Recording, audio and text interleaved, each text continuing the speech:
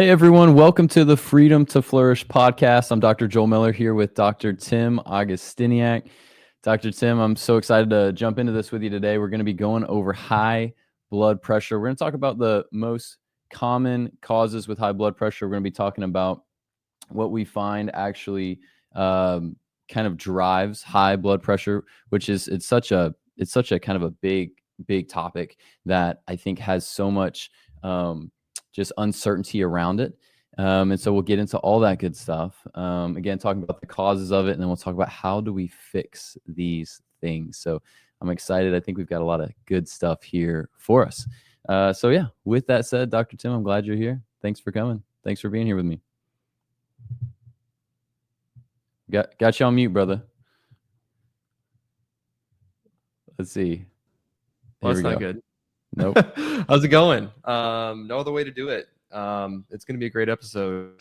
High blood pressure is something that can be really straightforward to treat and also not straightforward. And so that's why we like to talk about all of the different miscellaneous causes that can lead into it. But as a whole, it is things that will dysregulate your vessel's ability to contract and dilate. Those are the things that will lead to high blood pressure. And there's a lot of things that feed into that. Especially just the rate at which that happens, but also the rate at which your other body processes detoxify blood and clear things through. So it's going to be a great episode. There's a lot of different twists I'm sure that people have not heard regarding blood pressure that we'll get into. So I'm excited to see what feedback we get on this episode. Yep, for sure. All right, well, let's kind of jump right in. You know, most people, if they're listening to this episode, either they're just kind of trying to learn more about their health, or they're actually dealing with this, or they have a loved one dealing with this, right? So high blood pressure, hypertension issues, these are usually something that you're gonna kind of be told when you go into your doctor and into your visit. You're gonna be told, hey, you've got high blood pressure. And there's a couple of things that I actually want to touch on there in a second, Dr. Tim, just the way that doctors and sometimes nurses are taking the blood pressure and some of the different things there. But, you know, usually they're told, hey, you have high blood pressure and you need to be put on this medication. And like with most topics, Dr. Tim, there's not a lot of really education as far as, okay, what is high blood pressure? What causes high blood pressure? Which I think even that question alone, most doctors probably couldn't necessarily answer that question. And then, of course, how do you actually fix it? And when we talk about fixing it, we're not talking about just getting the numbers down. We're talking about how can we support your body so that it can heal itself. So the high blood pressure is not an issue anymore. Whereas, you know, contrasting that with most doctors that are simply trying to prescribe something so that the body can kind of be manipulated and the numbers will change. But ultimately, it's kind of like putting the smoke out, but yet there's kind of still a fire still there, right? So we want to get to the bottom of that, obviously. So let's start with some of the basics here. What's considered normal blood pressure, Dr. Tim, and then what is? We'll kind of go through just kind of lay out for us the different kind of stages of blood pressure and the different levels of diagnosis there. Yeah, so I'll kind of walk us through what all that looks like. Just to preface this, so normal blood pressure is, or blood pressure is measured in a unit called millimeters of mercury, so mmHg. So when you look at like the 120/80 typical normal blood pressure, that's in millimeters of mercury. So that's normal. Within the medical side, of course, exceptionally low blood pressure is a problem, but honestly, if you look at just, you know, a quick Google search of what normal blood pressure is, it says under 120/80, and there's really not a whole lot of insight on that. So what's the threshold of too low? And I would argue anything less than probably 10 or so units below each of those measurements is a little too low. So you really shouldn't have like a 100/60 blood pressure. That's a sign your nervous system is really downregulated, or that your adrenals are just shot and you're really not driving any sort of stress to bring things back up. So outside of that, that's probably the only differentiation that I have in my philosophy on things than the medical ranges with things. And so that's what we're going to cover next is normal medical ranges. So 120/80 is normal. But as soon as it goes up by, another 10 or getting into that higher than 120 over 80 mark, that's where we started getting into like the pre-hypertension range where, you won't be put on any sort of blood pressure meds, beta blockers, things like that, if you were to go to your medical provider. But that's when they kind of start watching things. Anytime it gets above 130, like 130 to 139, and then 80 to 89 or so, that's when you get into stage 1 hypertension. Stage 2 hypertension is 140 to 149 over 90 plus, like 99 or so. And then even on that's stage 2.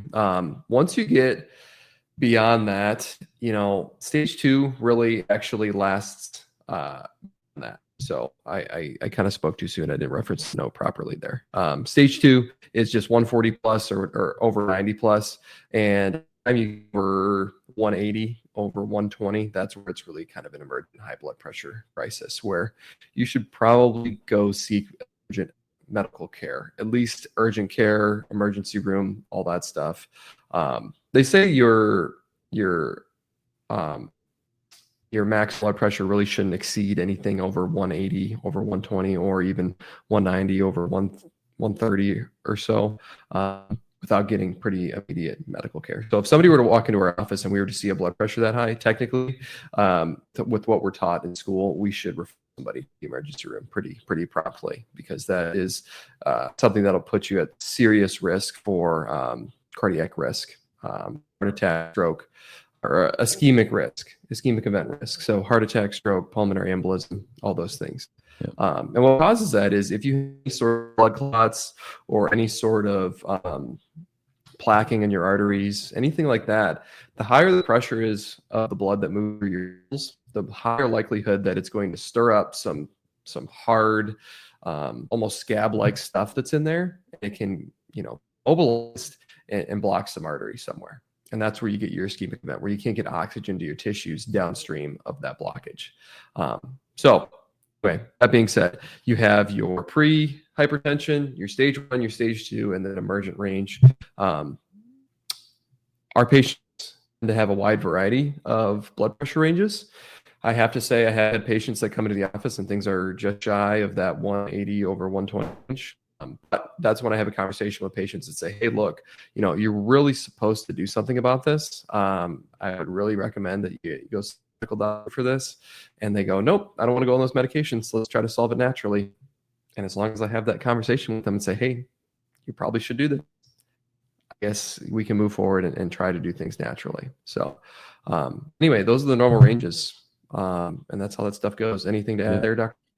Yeah, I think just a couple of things. One of the things that we learned in school, Dr. Tim, even though we went to chiropractic school, we had all of the training for taking blood pressure, for examining the ears, for looking in the eyes, all these different things, listening to the lungs. And so I think most people, number one, don't realize that because your general chiropractor is not really doing those things. But I think number two, when we learned how to take blood pressure, I remember our professors were very, very, very specific on how they wanted us to do it. They wanted us to do it perfectly. And that included making sure the cuff size was the right size. If your cuff size is too small, then your blood pressure is going to the number's probably going to come in at a little higher than what it probably actually is. If the cuff is too big, then it might come in as lower than what your blood pressure actually is. So we talked about that. The other thing that I see, Dr. Tim, quite a bit is,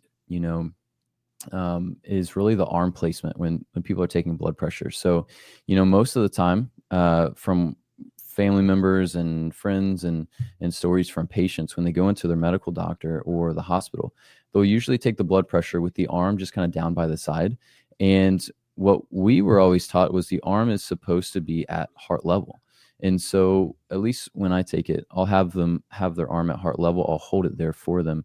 And it's supposed to be ultimately a more just accurate kind of blood pressure result. If you have the arm hanging lower, the blood pressure is going to be higher. And so it might not be as accurate. But the other thing too is, we were taught from Dr. Kessinger in a lot of our functional medicine studies that when somebody takes blood pressure, or when we take the blood pressure, The official way to do it is to have them lay in a reclined chair in kind of a low lit, darker room for about 10 to 15 minutes before we take the blood pressure.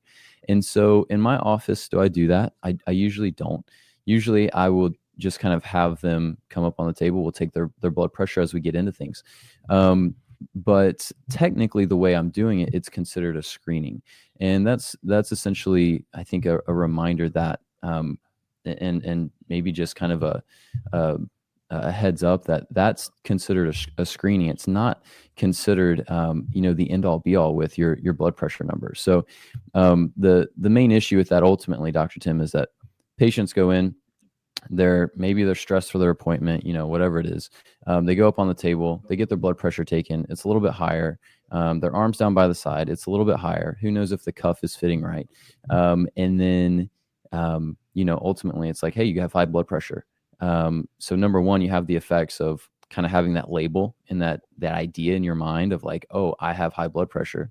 And then, that can create a lot of anxiety and stress for people in general. But then number two, it's like, here's your prescription. And it's like, well, is that prescription really needed? So there's a few things there that I kind of encourage or share with patients, just try to educate them in that, is that when you take the blood pressure, the official way in order to give a full diagnosis with that is to have them relax for about 10, 15 minutes and then take the blood pressure.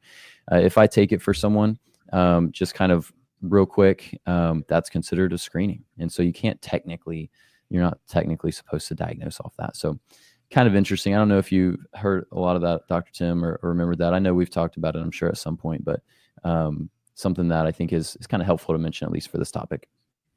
Yeah, I agree. So as just like you, I don't really follow that especially closely. However, I don't have this in the office to have somebody lay down for 10 to 15 minutes before. For sure. We take Totally. blood pressure. Totally. And so we don't do that. But what I will do, because I really don't checking blood pressure the second somebody lays down on the table, is I will have them lay down. We'll start working through some things, doing some of the muscle testing. And then after I kind of gather some indicators and we just kind of start joking around and having a good time with stuff. And I can tell that they've really kind of eased in and calmed down. That's when we will start tracking blood pressure and all that stuff. And for all my patients who listen to the podcast, everybody knows I like to joke around and have a good day off. And a big part of that is, a lot of people get something called white coat syndrome, where if you go to the medical doctor, they're always wearing white. And I do have a white coat. It's on my hook here on my wall. But I don't wear it all that often because some patients do. They do get kind of worked up. Blood pressure will go up. All those things will go up. And that's also another reason why there'll be an overprescribing of blood pressure meds. So I just like to joke around and be like, oh, make you nervous, do I? As we're already joking and having a good time, that always gets a good laugh. But people are always seemingly at ease and kind of calm when we take blood pressure. So we start working through stuff, kind of joke around, have a good time with stuff. And then from there, we'll take blood pressure. So they're reclined and have been relaxing for a little while. Not the dark room, not just sitting in silence for a while, but at least calming down for a little while is what we'll do. I do think that's helpful, but regardless, we're just using it as an objective measure to track how things go before and after treatment. And then from that, figure out if the organ systems that we're treating through the reflex treatment and all that stuff are really doing a good job of calming the nervous system as a whole. So just like Dr. George Goodhart said, measure, measure, measure. Check things beyond muscle testing before and after treatment. So blood pressure is a huge thing for that.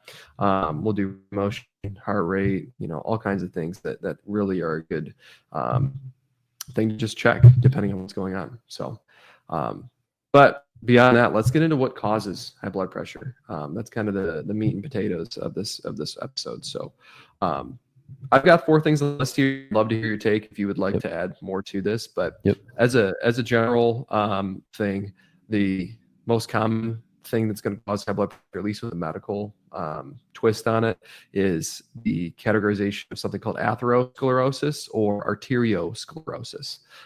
And what those are, so arteriosclerosis, all that means, arterio means arteries, and sclerosis means kind of like thickening or stiffening of the vessels. So you'll get where your vessels become stiff and don't want to open and close properly. When that's the case, if things stay closed, they're not going to open up and blood pressure is going to go up. So that could be inflammation. could be, cholesterol deposits, could be blood clots, could be a lot of different things, could be scarring due to chronic inflammation, all kinds of stuff, or injury, you name it, medications. There's a lot of things that can cause that, but there's a differentiation between that and atherosclerosis, and that is solely the cholesterol deposits that will happen in your vessels. That can be measured on things like coronary artery, calcium score, things like that, where they'll assess the calcium deposits in the heart. The calcium and cholesterol kind of goes together. And that is regarded as the number one cause of high blood pressure within the medical side, at least as far as my understanding and my research has shown. Beyond that, within how we treat things and a lot of success that we've had, autonomic dysfunction. So your vagus nerve is going to be huge when it comes to regulating how hard your heart beats, how fast it beats, your blood pressure, your heart rate, all those things. It also helps regulate tone to your vessels and whether or not they open and close properly. So as a whole, if your vagus nerve is not doing enough and the tone of it goes down, you're not going to get enough calming stimulus to your heart and to your organs. And therefore, blood pressure can go up. So that's an umbrella term for just about anything that can affect your body. Inflammation, stress, blood sugar issues, emotional stress, physical stress, injury, you name it. There's a lot of different things that can cause autonomic dysfunction. Next thing on the list, low nitric oxide. So I'd love to take nitric oxide, but as a whole, if you have issues with ammonia detoxification, if you have issues with this flu bug that's been going around, I've been joking around calling it the crud. So my wife works for Tyson Foods, and she buys corn, the chickens that Tyson can eat, so we can all eat chicken. But apparently there's a mill down in Alabama where there's a farmer a mill that had like low staff, I guess, for a couple weeks because everybody's getting sick with this weird flu bug that was going around. The doctor in the area coined it the crud. So the crud is now what I'm calling this flu bug that's going around that is leading to a lot of ammonia detoxification and picking up on with the muscle testing in the office. So it's kind of similar to like a long hauler COVID type situation where there's the intense infection. And as a byproduct, the immune system, or I guess the liver, the kidneys, lymphatic system are struggling to clear toxins that are made as a byproduct. And so in that sense, I'm seeing a whole lot of ammonia detox issues from protein breakdown or cell breakdown in response to them being, infected with the virus. And that lately has shown a lot of nitric oxide issues as well. So anyway, kind of getting off on a tangent there, but anyway, the crud could cause it. And the last thing is liver congestion. So if your liver is not clearing and detoxifying blood at a sufficient rate, you can get higher blood pressure. And there's a really cool point with some things that I'd like to talk about with that one that we'll get into. So Joel, what would you add? What would you subtract? What's your take? Yeah, that's good. No, that's good. I like that. I think the number one thing that I probably see with this really goes back ultimately to the autonomic dysfunction. So when people are in that fight or flight, sympathetic dominant state where their body feels like it's in survival mode, and that's where cortisol is going to get really high. And when cortisol gets really high, your body's blood pressure increases, because an increased blood pressure is going to help you when your body feels like it's running from danger, for example. And so a lot of times I'll find cortisol is kind of the big issue, and then the underlying factors of cortisol. So I generally kind of break cortisol issues, which I break them down into a few different categories. We've talked about cortisol in so many different episodes, and but break it down into, you have your kind of your lifestyle, the things that you can control, right? So your blood sugar. Are you eating enough protein? Is there space and time between your meals? That kind of thing that we've talked about so many times with blood sugar. Number two with lifestyle is things like sleep and movement. So if you are not getting adequate sleep, your body's not going to recover. You're generally going to have higher and higher and higher cortisol. Movement, if you're not getting enough movement, you're not going to have good circulation of fats and proteins through your blood and different vitamins and minerals through your blood. Your lymphatic flow is going to be very poor. Your lymphatic detoxification is going to be poor. That's going to negatively impact your immune system, and so on and so on. So you have the nutrition, the blood sugar, you have the sleep, you have the movement. All those lifestyle things are so important when it comes to cortisol. And then we have things like these underlying kind of root cause factors that we talk about. So that's like the infections.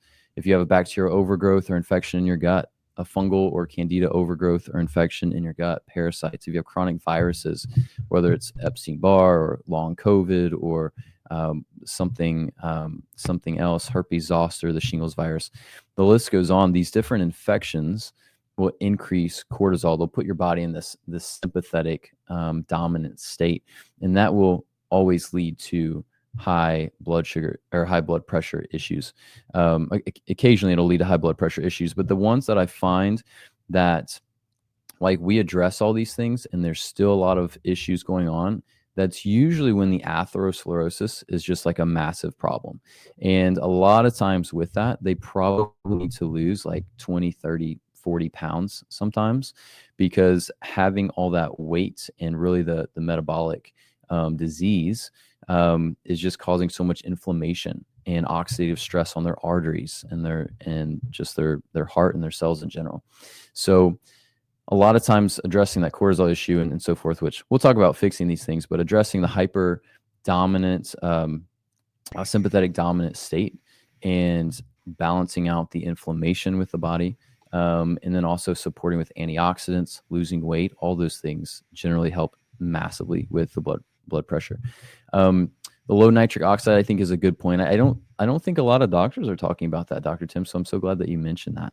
And then I think, liver congestion and so forth. Now, the last thing I'll kind of add to this, Dr. Tim, is before we kind of move on to other things and talk about fixing these things, is, from kind of the medical perspective, there's like blood pressure is kind of broken down into two things, right? So it's like your primary hypertension, which is basically saying the blood pressure kind of has just increased on its own, and we basically don't know why.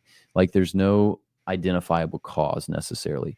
That's where they get into things like, of course, the first thing on the list is usually genetics, which I think is a huge cop-out majority of the time. Aging, they talk about obesity, they talk about some lifestyle stuff, too much salt, all these different things, right? And I would say in these situations, this is where most of the time it's a combination of things. And of course, the aging process usually doesn't help because usually your body gets a little bit less strong or a little bit weaker as we get older. Our ability to heal, our life force, all those different things. But that with that primary hypertension, it's essentially, hey, we don't really know what's causing it, but maybe it's a combination of things. And then you have the secondary hypertension, which is, no, there's a specific condition. You have kidney disease, or you have some kind of hyperthyroid problem where your thyroid is making too much hormone. That's could be from a number of different things, like infections, could be from an autoimmune condition called Graves' disease. So there's that secondary source. I would argue, Dr. Tim, that blood pressure and high blood pressure issues are always a secondary issue. And basically that is because it's related to your autonomic nervous system. It's your body responding to some other stimulus. The idea that that the blood pressure just kind of increases on its own is, if you understand the autonomic nervous system, it automatically responds to the situation it finds itself in.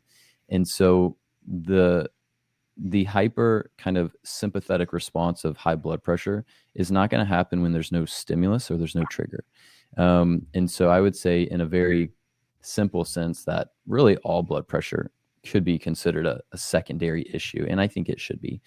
But that goes back to a lot of the other things that we've kind of mentioned here. So I digress a little bit there, but wanted to mention just that component of, our primary medical system. They look at it as primary and secondary, but ultimately what we usually will find is that blood pressure is going to increase for a number of reasons secondary to, these other dysfunctional things that are going on in the body. Yeah.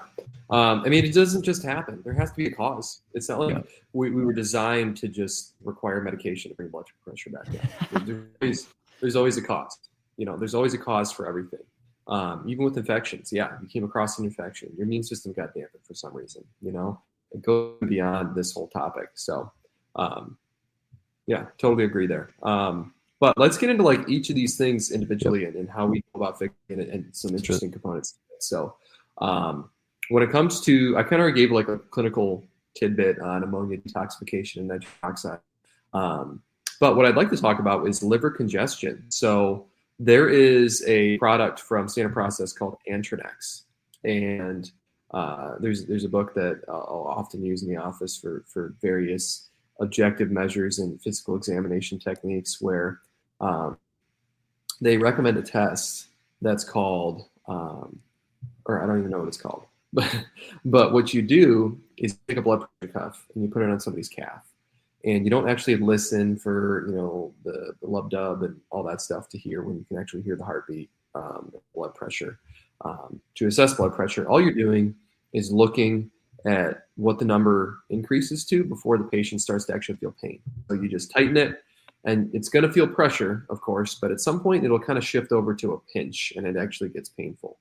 And so the way that you check this is you just put the blood pressure cuff on, see where that threshold is. Say it's at like 140 millimeters of mercury.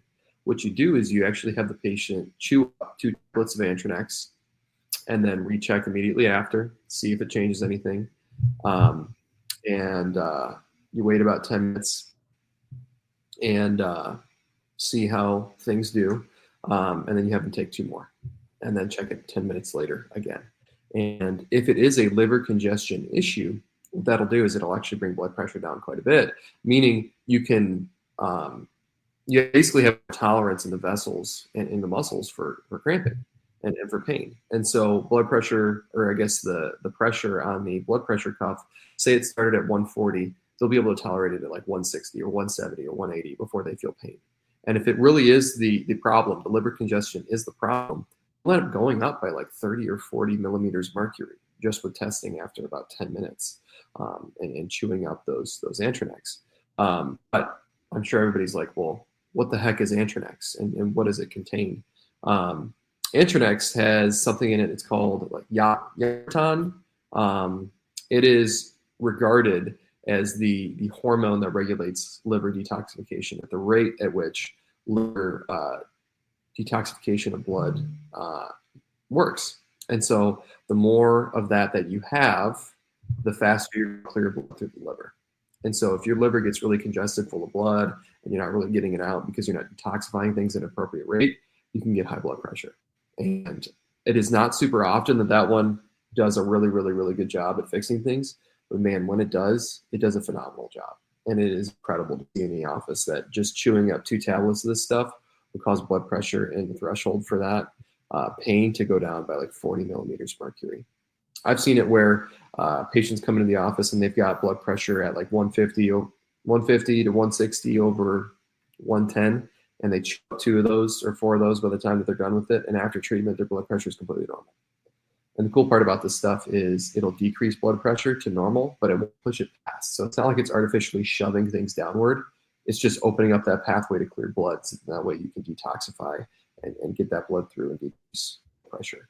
So anyway, it's really cool stuff. The liver congestion piece, I think, is super important because not only can this be involved, but I'll often see this in patients who have like long-lasting liver issues from hormone issues, low antioxidant status, chronic inflammation, you name it, all that stuff. And a lot of times it'll work awesome on women because they deal with hormones their entire life. Yep. Or the men, just with having your monthly cycle and pregnancy and all those things. As time goes on, you're going to deplete your resources to detoxify all of those hormones or all those hormones. And you're going to be low on B vitamins. You're going to be low on minerals. You're going to be low on all the things that help get rid of that stuff. And all of that takes place in the liver.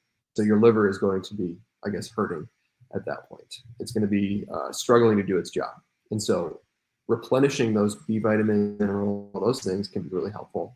But at the same time, sometimes you need extra things, I guess, to regulate reactions in our body. So it's just like saying with chronic stress and adrenal dysfunction. If you handle the underlying inflammatory and stressor or stress drivers of long-term stress that downregulates the adrenals, sometimes you just need to actually just give your body tools to ramp up the adrenals again. So it's just a matter of seeing how things go. That's why they call it a trial of care. You got to see what steps work. If, fewer steps work, then great. If not, you got to keep working through things and go on to the next step of what you're doing. And the Antronex is a really good option there. So anyway, that's the liver congestion piece. Anything to add there, Dr. Joel? That's awesome. I like that. I think in general, when we talk about how do we fix these issues, so there's a couple like kind of like surface level kind of lifestyle things that we'll talk about, right? So I mentioned the nutrition, sleep, and movement. Obviously, getting your nutrition right, staying away from sugar, staying away from processed foods in general, staying away from trans fats and seed oils. All those things are going to increase inflammation. I think when it comes to sleep, obviously getting enough sleep and getting good sleep is super important. I think with movement can be very healing to the body. And that can also be, it can just be very calming to our nervous system. One of the things that we haven't touched on yet, Dr. Tim, is diaphragm breathing.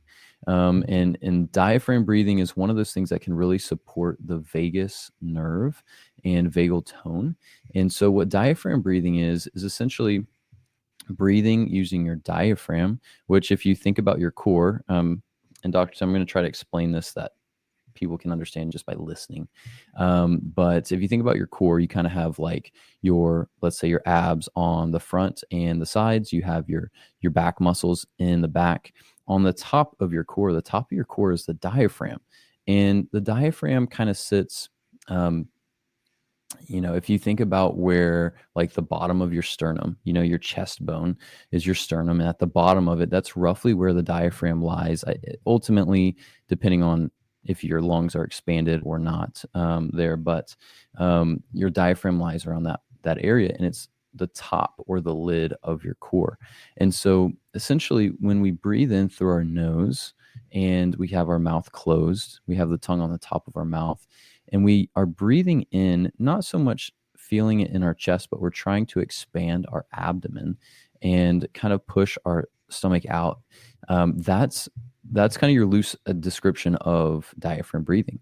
And when you breathe that way, sometimes 10 minutes a day, that can really, really calm down your nervous system. It can really reduce cortisol in your body, and it can really help reduce blood pressure. So doing that as a normal daily activity can be extremely helpful. Dr. Tim, I've had some patients that do the diaphragm breathing, and their blood pressure, which normally sits at 150, goes down to like 130. And I'll add in though, as well, on the other side of that coin, I've had some people that do it very consistently and their blood pressure doesn't really change that much. And that's where we look at some of these other things that you talk about: liver congestion, overall nitric oxide production, and ammonia toxicity, which usually if ammonia toxicity is present, we know that they usually are coming from infections. So we'll look for those. And that kind of segues us into these other root causes that will increase cortisol and increase high blood pressure. So we talk about the infections and we look for those with the muscle testing and the systems healthcare technique and the lab testing. And so we look for infections, we look for other toxicities, whether that be from ammonia or aldehydes or mold or heavy metals. We look for all those different things. And then I would say the last piece that I'll kind of mention here is, the atherosclerosis, right? So the hardening of the arteries.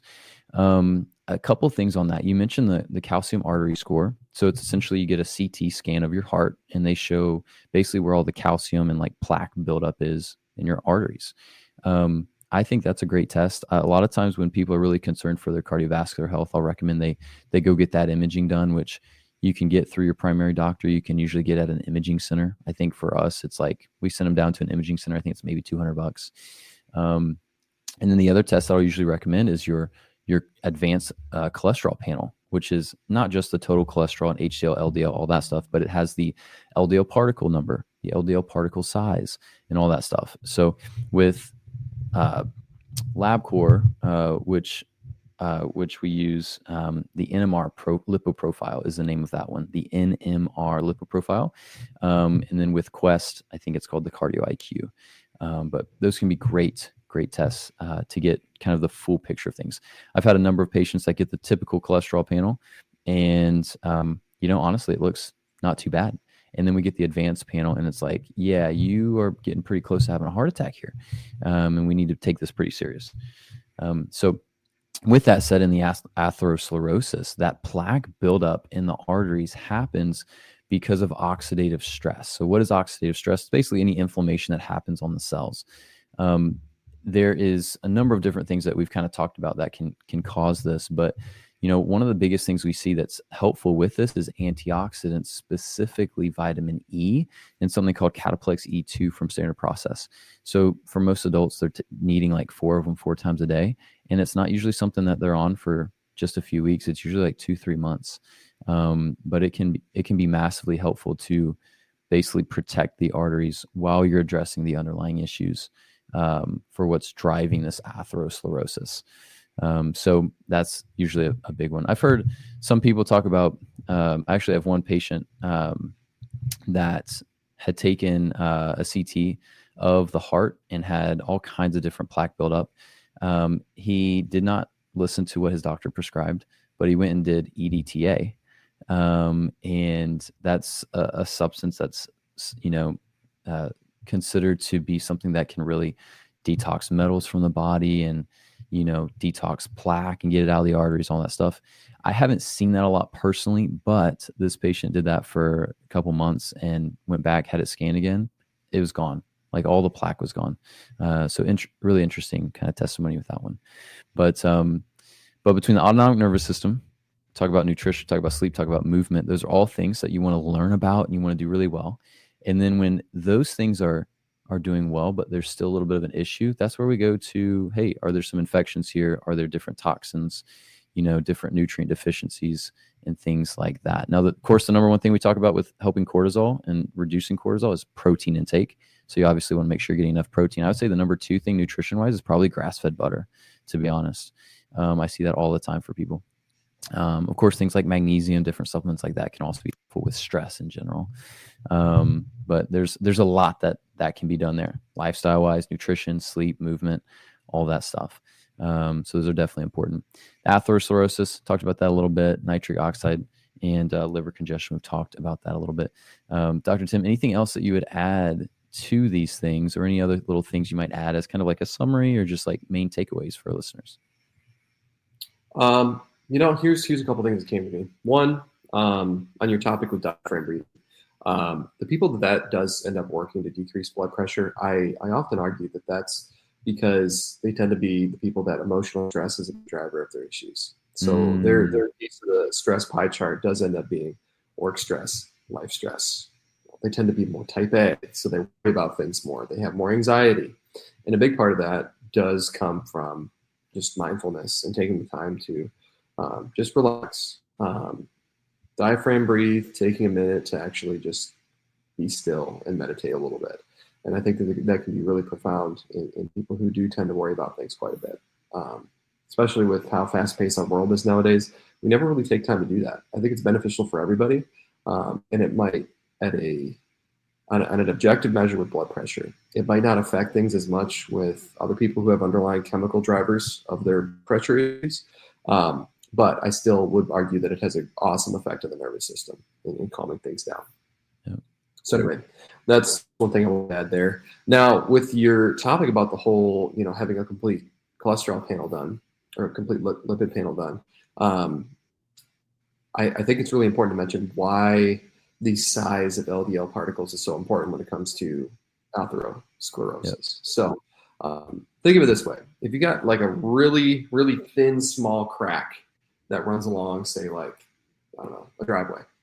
If you have really big rocks, they're not going to fall into the crack. But if you have itty bitty pebbles and all this stuff, they're going to fall into the crack and kind of cram in there and fill things up, and get in the way.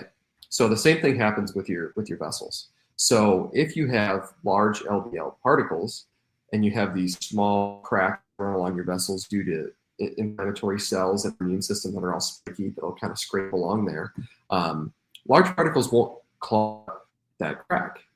However, if you have really small particles, they're going to latch onto that and try to heal. So the function of cholesterol when it comes to atherosclerosis is cholesterol is our internal clotting agent to, just like when we cut our finger, scab up the inside of our vessels. So like we have these really spiky cells that go through the vessels that are immune system cells. Whenever there's inflammation, they will scrape up the vessel.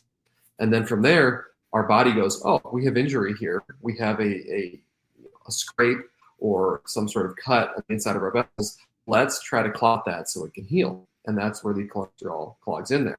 And the LDL specifically will do that quite a bit. Smaller particles will be more likely to do so. And so the larger those particles are, the better that you are off in regards to LDL actually being a risk factor for you. That's why the full lipid panel is so important.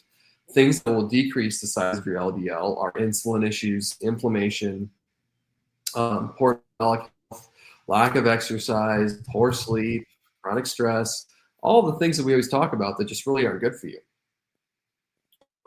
That being said, if you're really curious about your blood pressure and cardiac risk, all that stuff, don't just look at your LDL by itself. Get a full lipid panel to see what the size of your LDL particles are. That will be much better. Because LDL itself, yes, it's not great. But if it is at least really big particles, your risk is much, much lower. So anyway, in a nutshell, fix your autonomic dysfunction, decrease stress, fix blood sugar, all those things. And inherently with doing that, you're going to help your cholesterol. You're going to help the atherosclerosis, all that stuff. Detoxify your ammonia pathway, your urea cycle. There's a lot of things that go along with that. Arginex from standard process can be helpful for that. Manganese can be super helpful for that. Some other cofactors that are on the list to help with nitric oxide production are calcium, some B vitamins, magnesium. All those things are going to be really helpful. But then also on your note about diaphragm and nose breathing, if you are a mouth breather, you're not going to produce as much nitric oxide. There are receptors in our noses that allow us to produce nitric oxide more effectively. And so we need to nose breathe in order to produce that. And lastly, make sure your liver is doing its job. So if you are driving stress, if you're drinking a lot, if you're eating a lot of junk, if you are fasting, if you're just not taking any supplements, take things that are going to help boost antioxidant status. So methylated B vitamins, magnesium, zinc, glutathione, cysteine, glycine. There's a lot of things on the list that will help you detoxify the liver, detoxify hormones, and increase overall stress load on your body, and therefore decreasing blood pressure. So I don't know about you, but I kind of feel like we're kind of a broken record with this episode in that it boiled back to stress, antioxidants, blood sugar, insulin, all of those things. Agreed. Well, Dr. Tim, let's go ahead and wrap up. This has been great. And, there's always more to dig into, especially when we talk about, some of the more broad topics, right? Like cortisol issues, antioxidants. There's so many things that we can get into, right? For our listeners, if you made it this far, definitely feel free to check out the other episodes that we have. We try to cover a number of different topics, and our hope is that in different topics, we can dive in specifically to those topics in those episodes. So when we talk about nutrition or blood sugar a little bit here, chances are we have an episode where we go into that way deeper. And so we definitely would encourage you to scroll through and check things out. Where can you find me? What's my name? All that good stuff. So obviously, Dr. Joel Miller. The practice here is called Freedom Health and Wellness in the Dallas, Texas area here, specifically in Flower Mound. And the website is drjoelmiller.com. You can find me on Instagram.